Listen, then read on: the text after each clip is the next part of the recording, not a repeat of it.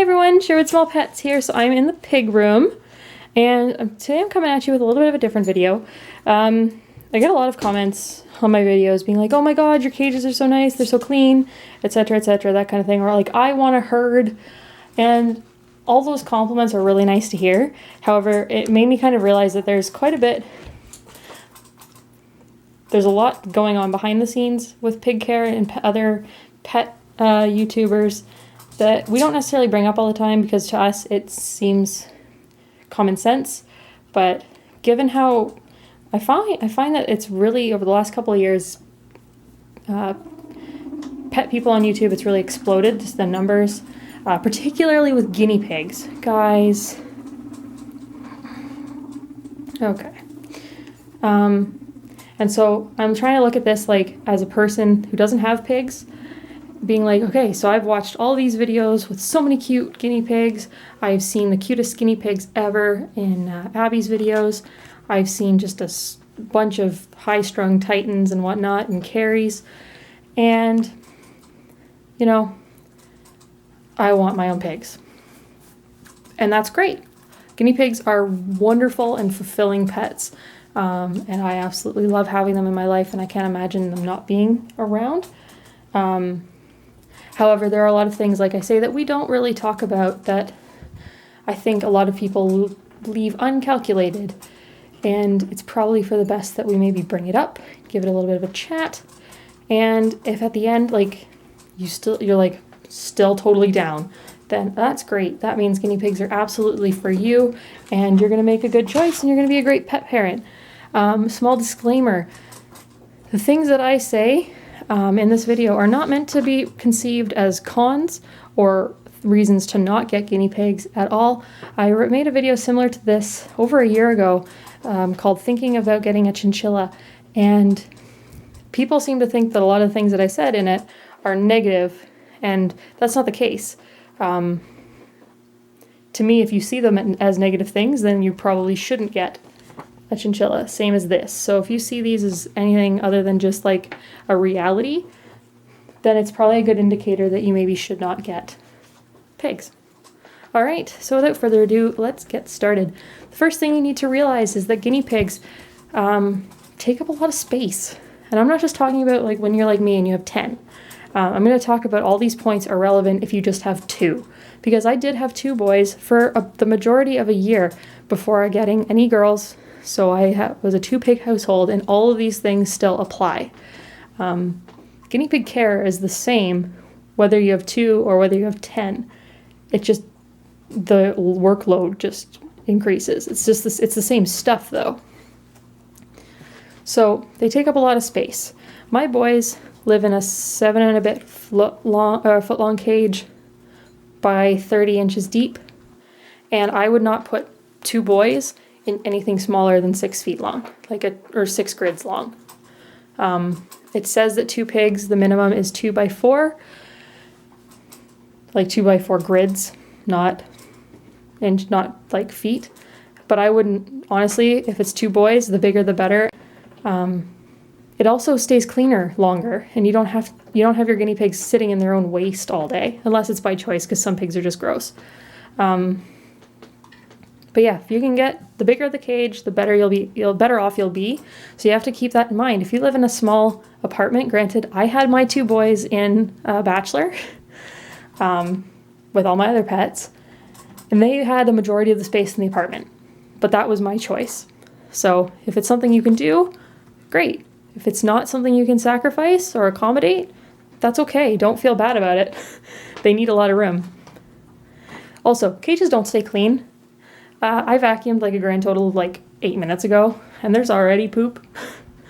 I film after I've cleaned the cages or after I've vacuumed.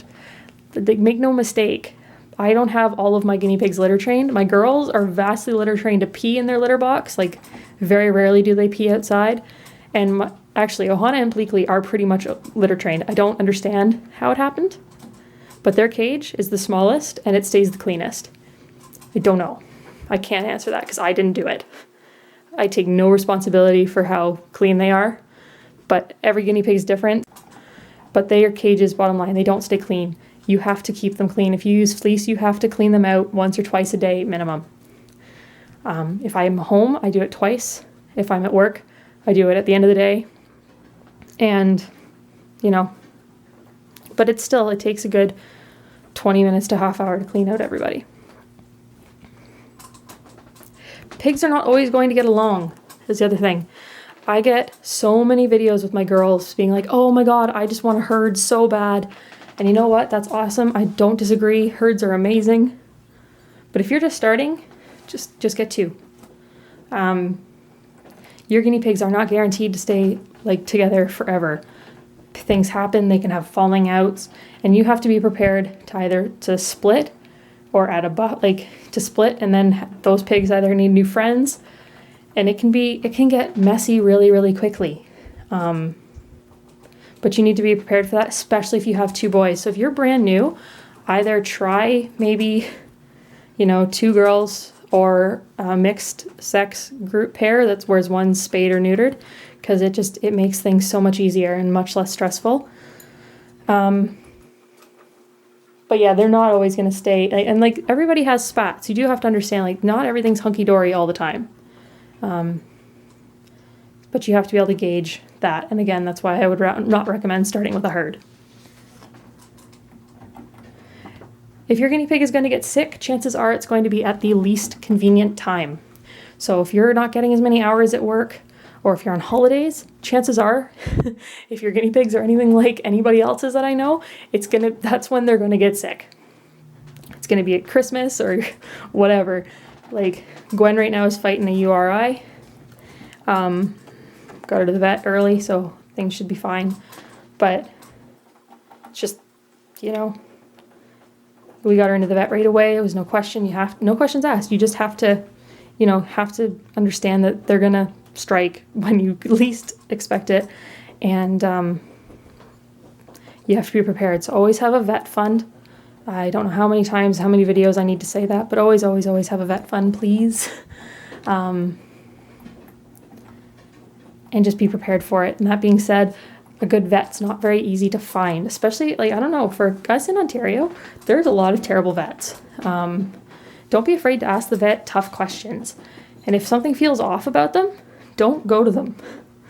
Like, trust me, with small pets, the rule of thumb is that you're going to know more about your guinea pig's health than they are, and go with your gut. So I'm just going to leave it at that. Find one, make sure you do. But yeah. Next thing on the docket. You see all the cute things in their cage. And, I was guilty of it too when I first got into pigs. And you're like, oh my God, I want like all of it. I'm just going to tell you, the fun stuff is really expensive. We save up a lot. We make sacrifice. Like, I don't buy like new, like expensive clothes. I don't have a shoe collection. I buy guinea pig stuff. And that's fine. That's the way I choose. That was my choice, and I don't mind. But cozies, well, that's not, you gorging your face a little much there. Guinea pig stuff, the average cozy is about $30 Canadian. That's just the average. Like, they go up. Cubes you can't really get for less than 40. So when you add all that up, it adds up very quickly. So keep that in mind. Liners, even just since I started buying them, have gone up astronomically. But it's something, like, I choose that over bedding. So that's a conscious choice that I make, just because, one, I think I'd probably have asthma attacks on the daily if I used bedding. And 2, that's just a lot of mess. They take up a lot of your time. I don't think this is something that people think of. A lot of people get pets, and I think they seem to think that it's good for like Instagram pictures. And, that if you have a friend, they don't need you. You still need to socialize with them. You need to do health checks. You need to do food, water, multiple times a day. You need to be on top of everything. And it takes a lot of time, like hours every day. And I don't mind. I love that. It's like cleaning and feeding everybody is one of my favorite parts of the day.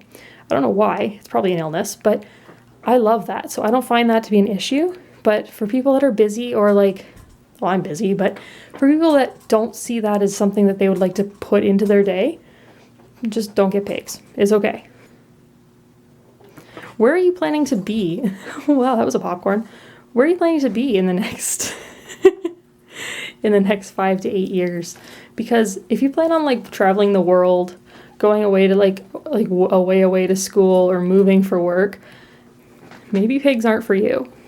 If you can move with or bring them with you, like say you're moving out of province or out of state, or like you're going to school and you're getting an apartment so you can bring them. Like I had my pets all throughout school. I'm not going to say anything about that. They made school doable for me. But if it's not something you're going to have time for or can move them, then don't get guinea pigs. It's the same as vacations. Do you have somebody, actually probably at least two people that you can trust to come in and look after them for you while they're gone or while you're gone? Because if you don't, that can get like really, really stressful. Because my best friend will come in and she knows all of them, she knows how to look after all the pets and it's fantastic. But we go traveling with her, so my other close friend got to know everybody and comes in to look after them as well. So that makes it possible for us. So we've got at least two people that can come in to look after everybody, which is important for us getting, for when we get hitched. The other thing about their supplies is that the not so fun stuff is actually often the stuff that costs you the most money. The cage in the long run is probably the cheapest thing that you're going to buy or make. I would recommend making them because it's always cheaper, like way cheaper. However, stuff like good water bottles, good hay dispensers, hay, pellets, dishes, shampoo, first aid, litter, all adds up. Honestly, I think litter and vegetables are probably those two hidden costs that I didn't really think of when I got guinea pigs. But I personally can't live without litter boxes because so many of mine depend on them to go pee in. So it keeps my cage so much cleaner that I would not be able to go to not having them. But vegetables add up. Just for 2 pigs, you can easily spend $15 a week. Okay. And then the last point from me is, do you have someone to help you? I'm not saying you can't look after your guinea pigs on your own. You absolutely can. You are 100% capable of one person can look after your pigs. Trust me, I'm not saying that just because Mr. Sherwood and I look after them together. But if something goes wrong and something breaks out with all your pigs, I don't even care if you've only got 2 pigs. If you've got 2 sick pigs, it becomes a nightmare very, very quickly. We had an outbreak of mites when Robin Hood and Little John was still young, and it was so stressful because you're sanitizing everything all the time. You're making sure that they're comfortable. You're trying to make sure that they don't get too bad, and it is stressful, let me tell you. And if I hadn't had Mike, I probably would have gone nuts. Again, you can do stuff by yourself, but if you've got 10 pigs and something like that breaks out, it can go downhill really, really quickly. So you want to make sure, or if you can, try to find a friend or one of your, if you've got an older child that, that's responsible, or you've got a partner or whatever. But try to make sure you've got people that can have your back, because that's really invaluable.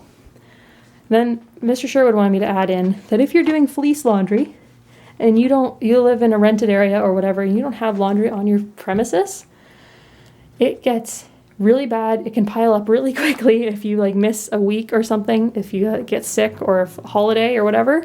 It piles up really fast. It's not cheap. Not to mention, laundromats really don't like you washing stuff that's got fur in it. We found that out the hard way. We had to switch laundromats. That's a story for another day.